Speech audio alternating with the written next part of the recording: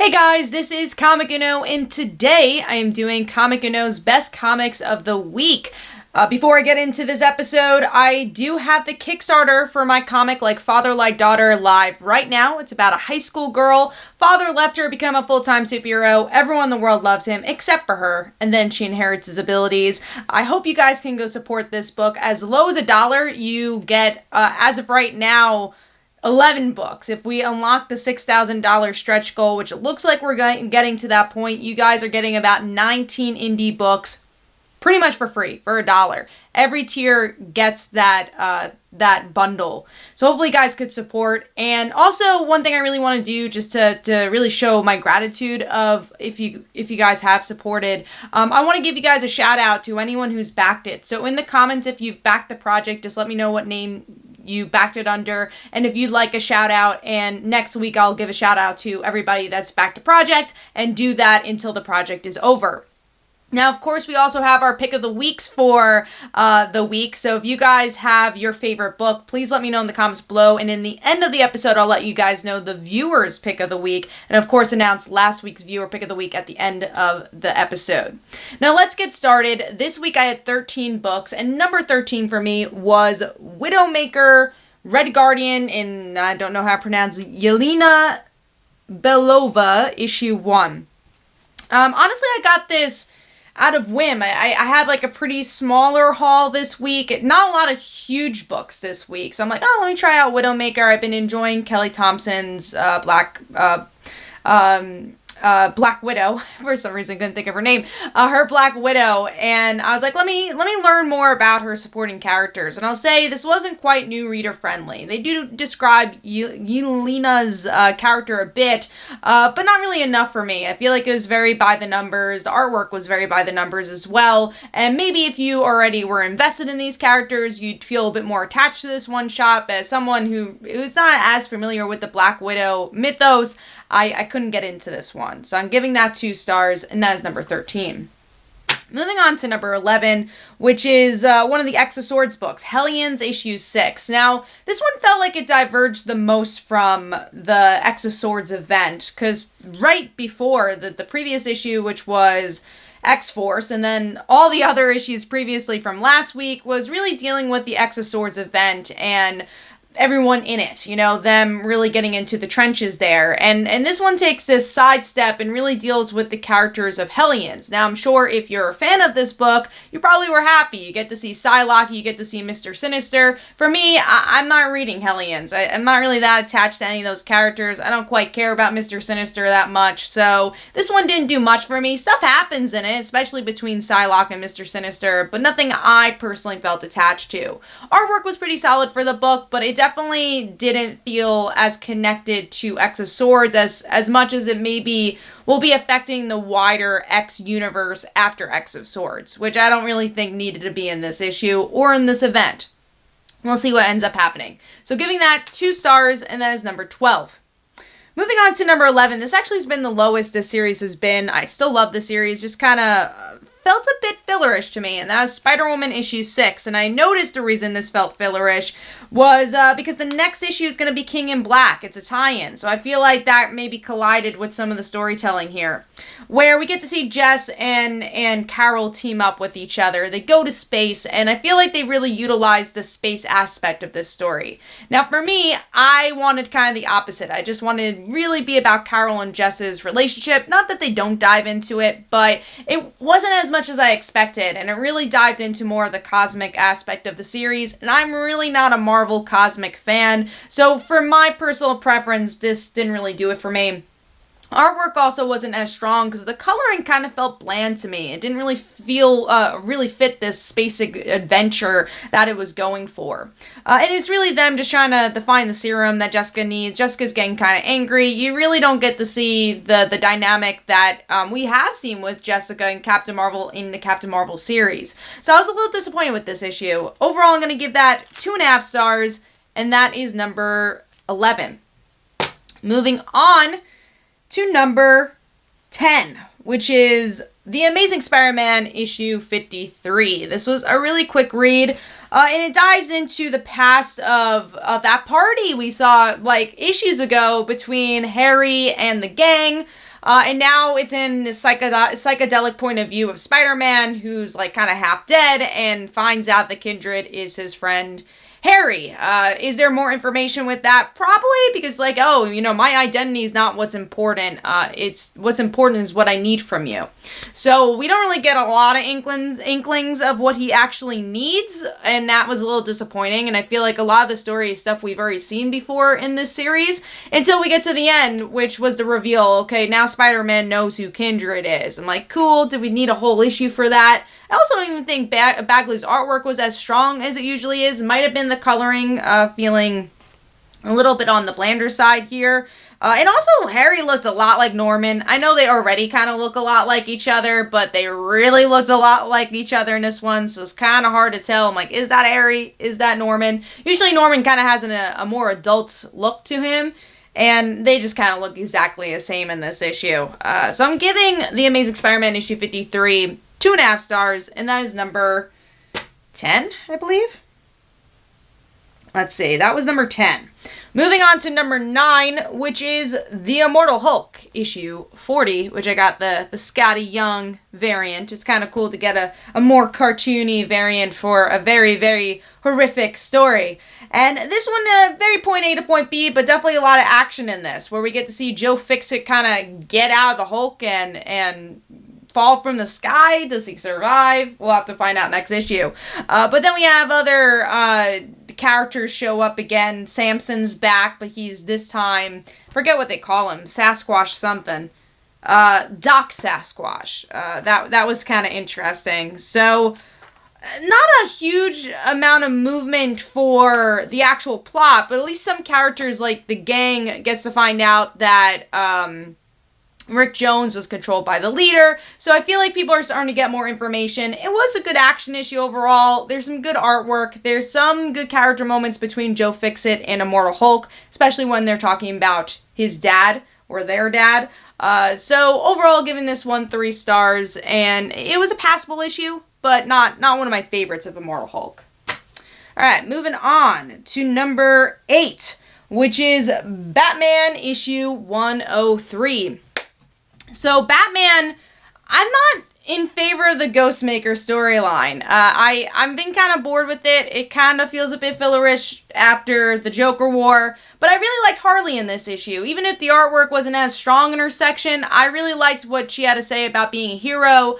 Her kissing actual Poison Ivy because she misses her love. Poison Ivy was a lot of fun and very Harley-esque. And then her interacting with Clown Hunter was a very interesting mix. But then when it came to Ghostmaker, I'm like, okay, he hasn't really stood out for me. And the ending kind of feels very similar to endings we actually have had with this series. Okay, they get shot down. How are they going to get out of this? How will Ghostmaker affect their lives? So not as interested in that, but I'm curious to see where the Clown Hunter story will go, where Harley will go, and hopefully we'll get some consistent artwork in the next couple issues, because that's also been a little off for me. So Batman issue 103 gets 3 stars, and that is number, I don't even know what we're up to, issue number 8. Moving on to number 7, which is X-Force issue 14. So this is, I believe this was the first issue of the Exoswords for this week. And there's a lot of just, I would say, not monologues. We get to see the cutting, I guess, of, I can't find the word I'm looking for, but when you get a lot of sequence of events to go quicker to tell what's going on in Exosword's event. But, yeah, it was cool. We get some interesting battles, like Magick trying to figure out a puzzle. That was cool. But it's all really quick until we get to the end. They somehow tie, and we find out in this issue how they tie. There's this huge sword fight, which finally we get a sword fight, and it was like 100 people. They tie, and now it's against Apocalypse and his lover, which I think we kind of all knew was gonna happen. So it was a little bit of a predictable issue, because you knew that it had to tie up or at least get closer to those points, and I do feel like they rushed moments of the issue, but there's some good humor here, and I like that they try to make it a bit diverse, the battles, and it wasn't just all sword fights, and I kind of wish we had some more build-up to some of the fights, because some of them looked really interesting. Artwork is not totally for me. It's not my style, but I think it worked for for this issue. So that's number 7. I give that 3 stars, and we're moving on to number 6. Number 6 for me is Fantastic Four issue 26. I've been really enjoying Fantastic Four. I do feel like it's a little wordy at times, and a lot's going on in one issue, and I kind of wish things would slow down a bit, but I enjoyed a lot of the character beats here, especially between Valeria and Franklin. So Franklin realizes he wasn't a mutant at all, and he actually utilizes powers to become a mutant, and I thought that was really interesting. And then Valeria's trying to find her crush and then finds out he's a player. And she's like, no, I hate him. And I enjoyed those moments. We actually don't get too much from the Fantastic Four besides like Ben and Alicia being parents. And I guess I enjoyed the Johnny on the flip side showing how much... how many girls he's been with and the soulmate kind of being angry about that. But the small moments I really liked from this issue is just seeing the Future Foundation come back. I enjoyed seeing the Power Parents. I just enjoy seeing the Power Pack, even though they were just in the shadows. I think they had one line. But it was cool to see Julie and Alex come back and just the rest of the Power Pack come back. And I like seeing Valeria use her smarts. I enjoyed that. Artwork, again, the story's a bit crowded, so the artwork feels a bit crowded. But I enjoyed the artwork for the most part and the facial expressions. So I'm giving Fantastic Four issue 26 3.5 stars, and that is number 6. Moving on to number 5, we're in top 5 now, and that is Teen Titans issue 47. This is the last issue of Teen Titans, which I am sad to see. I've enjoyed this series, and overall I thought it wrapped up pretty well, showing that there will be a future for the Teen Titans as it ties into Endless Winter, and it ends off with them being able to be part of the Titans Tower, and I guess combining with the Titans team, which I think is cool, and kind of plays off of the Teen Titans TV show. From what I know, we get different generations kind of coming together, and even playing off of what Jeff Johns did with the Teen Titans, having different generations together. So I like that, and I enjoyed some of the character beats here, especially between Red Arrow and Kid Flash. They finally get together in this issue. I really didn't care about Joystick as a villain, and I feel like that brought it down a little, and the artwork could have been a little stronger here, especially with facial expressions, but overall, I enjoyed it. I thought it was a good finale, and I really like this team. I like these characters, and I hope this is not the end we see of them. And it doesn't look like it will be, because Endless Winter will have a little with them, and I'm curious after Endless Winter if we'll get more Teen Titans in a physical aspect or maybe a digital comic, which I wouldn't mind getting a Teen Titans digital comic if it means we're getting more Teen Titans. So I'm giving this one 3.5 stars, and that is number 5. Moving on to number 4, which is Black Magick issue 16. This is the last issue for a while, so the last issue of the story arc, and it said in the end we're gonna possibly get more Black Magick late summer of 2021, so we have a little while to wait for more Black Magick, but I'm glad that we had a consistent arc and everything was in the can so we can get it monthly. I thought that was a really good way to do the arc, and I'm looking forward to seeing the next arc, even if we have to wait a little while to make sure we get that consistency. Now this issue, I think, really riles up by the end, because we get, honestly, going back to more the beginning of the series where Rowan kind of tests her powers and kind of does something a little bit more than human and dictates other people's lives, and she does the same here, maybe for the better, but there's going to be consequences to using that magic. So she saves herself, she saves her love interest, she saves Alex, and they're all in trouble, which was a little rushed to me. I kind of wish we got to see a little bit more build up between the girlfriend having trouble and Alex having trouble, but I like definitely the meaning behind it all. Artwork is always really good, and I like that we're kind of getting into the more thematic aspect of the series. So I enjoyed this one, giving this 4 stars, and that is number 4. Moving on to number 3, which is Stillwater issue 3, and this was a really good, I would say, world building issue. I would say this was a really good world building issue, where we get to see our main character. He has 2 more strikes. He's like, I'm gonna get out of here. They shoot him down and say, if you do this one more time, we're gonna kill you. And you're like, okay. So he goes to talk to the doctor and say, hey, you seem kind of trustworthy. I got shot. I need a doctor. And the doctor's like, no, you don't. So what's up? And he kind of explains a little bit of the world of Stillwater and how things come back to life. And now he kind of decides, I'm going to live within this world and get paid back that way. I'm going to gain their trust and learn more about them. And that's how, and really be a mole within the town. That way he could get revenge for his friend. And finally, his mom gets out of the ground because she was buried alive last issue. So I'm curious to see where that relationship's going to go. I have a feeling issue 4 is going to dive into that more, which I'm really excited for. But I just liked and I really enjoyed just learning more about this crazy town and how things can live forever and how that's possible and how that affects the people on an emotional level. And we get to see a bit from the supporting cast members. They're growing. The little boy, we get a little bit more from the sheriff. So we're also kind of building the town, not within just our main character's point of view, but just as readers, we're gaining more attachment to these characters and learning more about them and really making this town feel like a town, which I've really enjoyed. So Stillwater issue 3 gets 4 stars, and that is number 3. Moving on to number 2, which is the last X of Swords book for the week, and that is Cable issue 6. This issue was pretty good because I think it did do a balancing act of talking about X of Swords, but not totally talking about everything that's going on in that event. Unlike what Hellions did, and maybe even unlike what X-Force did. I think this had the perfect balance and even more emotional balance. And there was actually swords. Cable got to fight with a sword. So that was cool. But there was this emotion of Cable feeling like he's made a mistake and he was kind of a failure, and he was talking to his dad and mom about it, and I thought that was cool. I like the beginning of just Mr. Sinister walking in, Kitty playing a knife trick with her hand. I thought was cool, and that dig at her fashion man.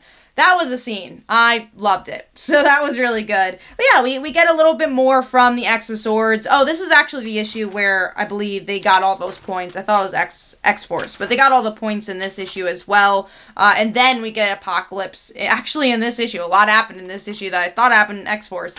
But yeah, this was really good. I enjoyed it, and there was really good artwork. I love the facial expressions. I love the style for Cable overall, and it really got into the emotions more than I expected, and I thought it really showcased different sides of the X world well. So Cable issue 6 gets 4 stars, and that is number 2.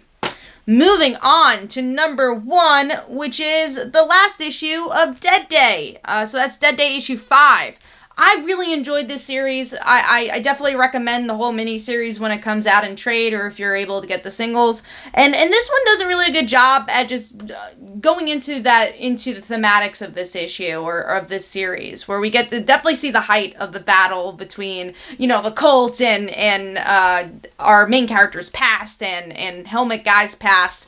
And then what really made this issue good, and what made me enjoy it a lot and made it a good finale, was when it really was about the family and Helmet Guy giving up and sacrificing himself, and then there's some really great lines about love, yes, that was her first love, but she's not like head over heels again for him. The reason she felt like she had to do this was because she's thankful it was able to get her to the present of her story. Life is a full scope. It's a big picture, and you go through things and different events in your life to get that full picture and to appreciate that full picture. So I just enjoyed the human element of this story, which is weird to say because it's about zombies and people coming back to life, but it really had a nice human story, and that comes from the family aspect and this really interesting story of first love, which I really enjoyed.